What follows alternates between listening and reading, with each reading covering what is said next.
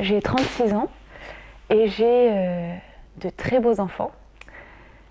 Et alors mon parcours avec Jésus, donc ça commence quand je suis toute petite en fait, puisque je ne me rappelle pas le moment où j'ai commencé à croire en Dieu, puisque je suis née dans une famille dont mes parents étaient catholiques.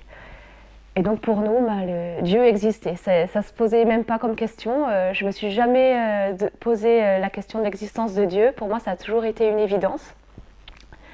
Mais c'était un Dieu un peu lointain, un peu mystérieux, un père avec les sourcils un peu froncés, sévère. Voilà. Pour moi, c'était un peu l'image que Dieu avait. Et puis, j'ai eu plusieurs petites révélations sur mon chemin dans ma vie. Je pense que Dieu a vraiment utilisé les circonstances de ma vie pour me faire comprendre qui il était et pour me faire avancer vers lui, tout doucement, pour que j'apprenne à mieux le connaître et pour que je me confie à lui finalement. Donc il y a même des circonstances difficiles que Dieu a utilisées, je pense. Comme quoi, effectivement, les situations difficiles, Dieu peut aussi les utiliser pour en faire ressortir du bien et du mieux même.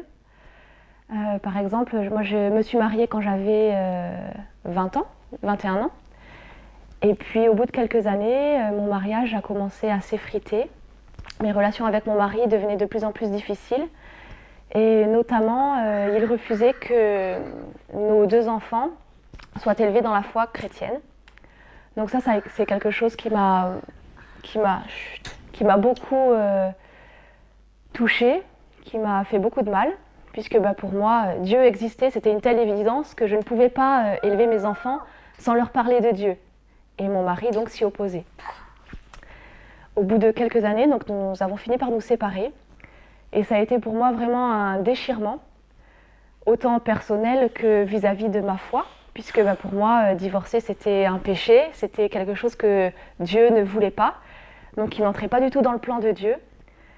Et du coup, j'avais vraiment du mal à me placer dans ma vie vis-à-vis de Dieu avec ce qui s'était passé, du coup, mon divorce. Et par exemple, quelque chose qui m'atteignait beaucoup, c'était que je ne pouvais plus communier pendant la messe.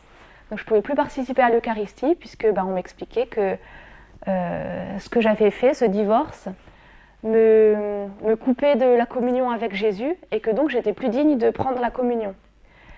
Et donc pour moi, ça voulait dire tout simplement que si j'étais plus digne de prendre la communion et donc d'entrer en communion avec Jésus par l'Eucharistie, si je mourais, j'étais plus digne non plus d'entrer dans la présence de Dieu et que j'étais donc vouée à l'enfer. Et que quoi que je fasse dans ma vie, même si j'avais une vie entre guillemets parfaite, avec des œuvres caritatives, je pouvais être la meilleure personne que je voulais pendant une vie qui durait 120, 130 ou 150 ans, j'irais quand même en enfer. Et donc j'ai commencé à être vraiment désespérée. Mon cœur était vraiment, mon cœur pleurait, même si dans ma vie de tous les jours ça se ressentait pas forcément, puisque j'essayais de faire toujours du mieux que je pouvais. J'étais vraiment désespérée. Et puis je pense que Dieu a mis sur ma route Jean-Baptiste, mon mari actuel. Et avec Jean-Baptiste, j'ai commencé à entrer dans une relation avec Dieu. Voilà, je pense que c'est vraiment ce que j'ai trouvé grâce à Jean-Baptiste. Puisque lui, enfant, il avait fréquenté l'église catholique, puis adolescent, il avait fréquenté des églises évangéliques. Et donc, quand on s'est rencontrés, qu'on a commencé une relation ensemble, lui n'a pas voulu retourner à la messe, à l'église catholique. Pour lui, c'était l'église évangélique ou rien. Donc, nous habitions à Metz à cette époque. Et donc, j'ai commencé à chercher sur Internet des églises évangéliques. J'en ai trouvé une. Et nous y sommes allés tous les deux. Et pour moi, j'avais pas l'impression du tout de m'être convertie ou quoi que ce soit. Pour moi, c'était dans la continuité, on va dire. Et l'expression de la foi dans les cultes que j'ai vus là-bas m'a beaucoup plu. Donc les gens tapaient dans les mains, chantaient des chants qui étaient des fois très intériorisés, des fois très expressifs. Je sentais que vraiment quand ils chantaient, c'était des vraies prières. Il parlait vraiment à Dieu par ses chants, ce que moi j'avais dans mon parcours jamais connu finalement. Donc ça m'a vraiment beaucoup touchée. Ce qui m'a touchée aussi, c'est l'expression corporelle de la foi. Il y a des gens qui dansaient, qui sautaient, qui tapaient dans leurs mains, voilà, qui levaient les bras au ciel. Donc ça m'a au début beaucoup surprise. Et puis petit à petit, ça m'a interpellée en fait. J'ai compris que finalement, on était tout entier, âme, corps et esprit, fait pour louer Dieu, et qu'on pouvait louer Dieu avec notre corps aussi. Et voilà, ça c'est quelque chose qui m'a beaucoup touchée. Et puis, mais vis-à-vis de ma foi, il n'y avait rien qui avait vraiment changé. Et puis c'est quelques semaines après avoir commencé à assister à ces cultes, il y a un chant qui m'a vraiment touchée au plus profond de moi. C'est un chant, attention file soleil, un chant dans lequel on parle de Jésus sur la croix. Et dans ce chant, on dit que Jésus, vraiment, il est mort pour nous, qu'il a pris nos péchés et qu'il a souffert pour nous. Et à un moment, les paroles, c'est pas pour nous, c'est pour moi. Et là, j'ai eu une révélation, on peut dire. J'ai compris que Jésus, c'était pas le sauveur du monde, c'était mon sauveur à moi. Et ça a été vraiment une révélation, parce que depuis que j'étais toute petite, on me le disait, que Jésus était venu pour sauver le monde, qu'il avait souffert pour l'humanité. Mais du coup, ça contribuait à le rendre un peu abstrait, finalement, ce sacrifice. Parce que c'était, voilà, il était venu mourir pour une masse anonyme de personnes. Et là, j'ai compris que le sacrifice de Jésus, c'était vraiment un sacrifice qu'il avait fait pour moi personnellement. Et que si j'avais été la seule personne sur Terre à avoir besoin d'être sauvée, il serait quand même venu sur Terre, il se serait quand même abaissé, il aurait quand même revêtu cette humilité, il aurait abandonné toute gloire pour moi, et qu'il aurait souffert les mêmes souffrances atroces pour moi. Et cette révélation, ça m'a fait un choc en même temps, je me suis mise à pleurer pendant ce chant. Et là, ça a été, je pense, ce moment-là, le moment du début de la relation que j'ai eue et que j'ai trouvée avec Jésus. Et à partir du moment où j'ai trouvé cette relation avec Jésus personnelle, je pense que ma foi s'est épanouie, on va dire. Voilà, j'ai compris que s'il était venu pour moi, et même le fait que j'étais divorcée, c'était pardonné. Si je m'en repentais, c'était pardonné. Et que quelles que soient les choses affreuses que j'avais pu faire dans ma vie, c'était pardonné. Et que du coup, je pouvais, grâce à Jésus... Soleil, il faut que tu fasses doucement. Que je pouvais, grâce à Jésus, retrouver ma communion avec le Père, avec Dieu, que je pouvais de nouveau entrer en relation avec Dieu.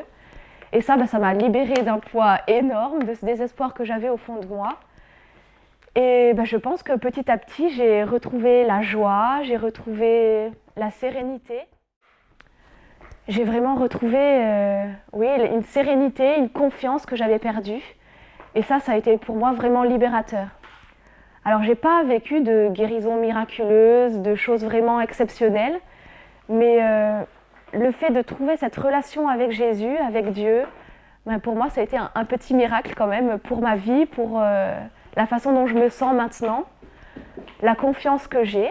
Et puis, même si j'ai découvert ça, je crois que Dieu nous guide aussi chaque jour à travers sa parole, à travers les circonstances de notre vie, à travers les rencontres qu'on fait, pour qu'on chemine tout doucement vers plus de confiance en lui, vers plus d'abandon en lui. Ça, il faut que je travaille encore beaucoup là-dessus, mais je crois que Dieu me donne aussi les moyens d'y arriver, par des fois des épreuves, des fois des petites révélations quand je lis la Bible ou quand j'écoute un enseignement. Et voilà, je pense que Dieu prend vraiment chacune des circonstances de notre vie pour nous apprendre qui il est et comment il veut que nous vivions avec lui, en pleine confiance, en nous abandonnant vraiment dans ses bras de Père. Ce qui me touche aussi, c'est que Dieu nous prend vraiment tel qu'on est, avec nos doutes, nos peurs, nos maladies, nos souffrances. Et il utilise des fois ces souffrances et ces circonstances dans lesquelles on est pour nous montrer son amour. On assiste parfois à des guérisons qui peuvent être très touchantes, des guérisons physiques, des guérisons même intérieures, des personnes qui avaient des dépressions, des doutes, qui vivaient des choses vraiment très difficiles et qui ont été vraiment guéries dans leurs sentiments, dans leur corps. Et ça, ça me montre vraiment à quel point Dieu est un Dieu aimant qui nous prend vraiment dans notre quotidien, dans nos petites choses difficiles qu'on vit. Et voilà, même si des fois on a l'impression que c'est pas important pour Dieu, parce que Dieu est un Dieu immense. Maintenant, Dieu est un Dieu qui regarde à notre quotidien, à notre petites choses. Il dit que chaque cheveu sur notre tête est important pour lui et qu'il les compte chacun. Dieu prend vraiment chacun de nos petites misères quotidiennes, et il les voit et il a envie de nous délivrer de tout ça, il a envie de nous guérir. Et pour ça, il faut qu'on le lui demande. Et pour lui demander, il faut qu'on ait une relation avec lui. Donc je pense que c'est vraiment ça qui est très important, c'est de chercher à avoir une relation avec Dieu. Pour avoir une relation, il faut le chercher. Et pour le chercher, on le trouve dans sa parole, dans la Bible, dans l'Église, puisque Dieu a dit qu'il serait au milieu de nous si on se réunissait en son nom. Donc on le trouve à l'église, on le trouve au milieu des louanges, on le trouve dans la Bible. Donc je me rappelle d'une anecdote qui s'est produite quand j'étais petite. Donc chaque année, on allait passer l'été chez mes grands-parents à la campagne et on invitait 1 ou 2 camarades de classe puisqu'on habitait dans un quartier un peu difficile où peu de personnes partaient en vacances. Et donc cette année-là, c'est un de mes frères qui avait invité un de ses copains qui était venu avec son vélo. Donc mon frère et lui partaient souvent dans la campagne faire des balades comme ça l'après-midi à vélo. Et un après-midi, il s'était arrêté à côté d'une forêt pour aller visiter le bois. Et en revenant, le vélo du copain avait disparu. Donc ils étaient rentrés à pied, complètement catastrophés. Mes parents étaient partis en voiture chercher un peu à droite à gauche et ils n'avaient pas retrouvé le vélo. Et le dimanche est arrivé. Et donc on est partis à la messe tous ensemble avec le copain, puisqu'on n'allait pas le laisser tout seul. Et donc ma maman a commencé à expliquer à cet ami ce que c'était la messe et pourquoi on allait à la messe. Donc elle lui a expliqué que nous on croyait en Dieu et qu'on allait à la messe pour le prier. Donc le copain demandait c'est quoi prier? Donc ma maman a expliqué que la prière c'était dire à Dieu ce dont on avait besoin, le remercier et que on pouvait lui demander ce dont on avait besoin, ce qui nous tenait à cœur. Et elle lui a dit par contre tu ne vas pas lui demander de récupérer ton vélo parce que ça c'est quelque chose, c'est pas très important, donc si tu lui demandes ça, tu ne seras pas exaucé. Et peut-être 10 secondes après, on tourne avec la voiture et juste dans le tournant, il y avait le vélo du copain qui était posé comme ça dans l'herbe. Donc on a vu le vélo, on s'est arrêté et puis c'était bien son vélo qui était parfaitement propre alors que quand il l'avait perdu, il était boueux. Donc il a retrouvé son vélo même nettoyé. Donc là, je ne sais pas si ce petit copain a compris quelque chose à ce moment-là, mais moi, ça m'a touchée, je m'en rappelle encore d'ailleurs. Et ça m'a vraiment fait comprendre que même si les choses nous paraissent insignifiantes, mais pour Dieu, c'est important parce que ça nous touche et il nous aime tellement que toutes les petites choses qui nous touchent, c'est important. Et donc, il ne faut pas se dire non, ça, je ne vais pas le demander à Dieu, je ne vais pas le partager, je ne vais pas lui dire ce que je ressens parce que ce n'est pas important. Si, il faut le faire. Il nous demande de le faire. Parce que c'est un père vraiment encore 1000 fois plus aimant, infiniment plus aimant qu'un père humain. Et un père humain, il veut qu'on lui partage des choses, même si c'est des petites choses de notre quotidien qui ne sont pas forcément très importantes. Mais Dieu, il veut qu'on lui partage tout ce qu'on vit, les choses difficiles, les choses heureuses, les joies qu'on ressent, les doutes qu'on a, tout ça, il veut qu'on lui partage. Et je pense que c'est important pour développer notre relation avec lui, de lui partager tout ça dans la prière. Alors la prière, c'est pas forcément des moments très compliqués. Je pense que c'est vraiment un cœur à cœur avec Dieu.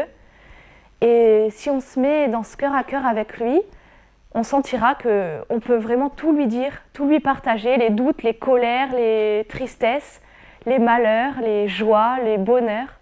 Voilà, tout ça c'est de la prière. Partager vraiment à Dieu ce qu'on vit, c'est de la prière. Et je pense que plus on partage tout ce qu'on vit avec Dieu, et plus on entre dans une communion intime avec lui, et plus on avance, et plus on a confiance, et plus on se sent aimé et porté. Et donc cette relation que je développe avec Dieu, puisqu'elle est très très loin d'être parfaite, mais j'y travaille tous les jours grâce à lui, ça me permet aussi, je pense, de comprendre comment vivre avec mes enfants, à m'intéresser à eux dans les moindres détails de leur vie, les écouter vraiment, puisqu'on n'entend pas forcément des réponses audibles de Dieu à chaque fois qu'on lui partage nos doutes, nos craintes, nos malheurs, mais ça nous fait quand même avancer. Et ça m'aide aussi dans ma relation avec mes enfants, à vraiment être dans l'écoute, pas forcément dans la recherche de solutions quand ils me partagent quelque chose qui les trouble ou qui les dérange, mais vraiment être dans l'écoute. Et je me rends compte que ça aide mes enfants aussi à avancer dans leur vie en tant que... Ils ont confiance en moi, ils savent que je suis là et que je les écoute. S'ils ont un problème, s'ils ont quelque chose à me dire, je serai là pour les écouter. Et aussi dans leur confiance en eux, finalement. Parce que ça les aide à rechercher eux-mêmes des solutions et à avancer grâce à l'écoute que je peux leur donner. Et j'essaye de leur dire que même s'il y a des moments où moi je ne suis pas forcément disponible ou je ne suis pas forcément là sur le moment quand ils sont ailleurs, quand ils ne sont pas à la maison, Dieu les écoute aussi de la même manière que moi, même s'ils ne le voient pas. Dieu est là, présent, autant que moi je peux l'être quand il me partage quelque chose. Alors j'espère que je leur ai donné cette confiance en Dieu et j'espère qu'ils vont voyager aussi dans cet incroyable voyage avec Dieu par les péripéties par lesquelles il nous fait passer pour nous approcher toujours plus de lui.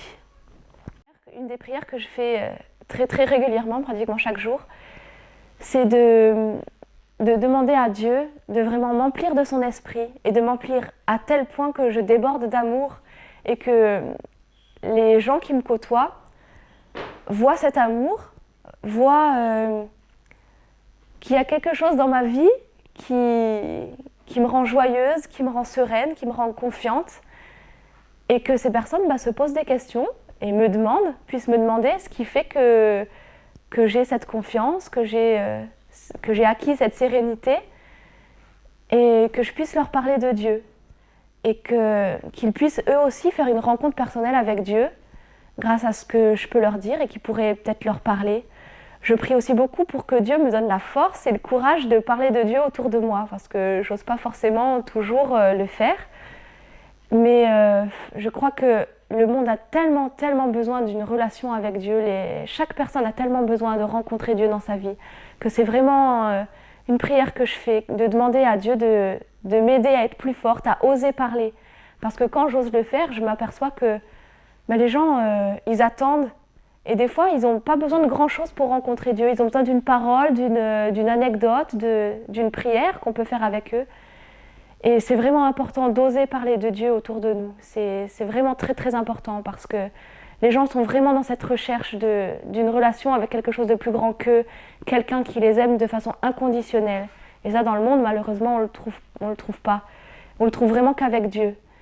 Et donc voilà, je prie que chacun d'entre nous puisse oser partager sa foi, oser partager ce qu'il vit avec Dieu, pour donner envie de faire cette rencontre personnelle aux gens autour de nous. L'histoire se dessine, même si c'est difficile, quand je garde les yeux fixés sur ce qu'il a fait, je ne doute plus, la vie vaut la peine d'être vécue. Oui, j'ai choisi de mettre ma confiance en Dieu, en lui j'ai laissé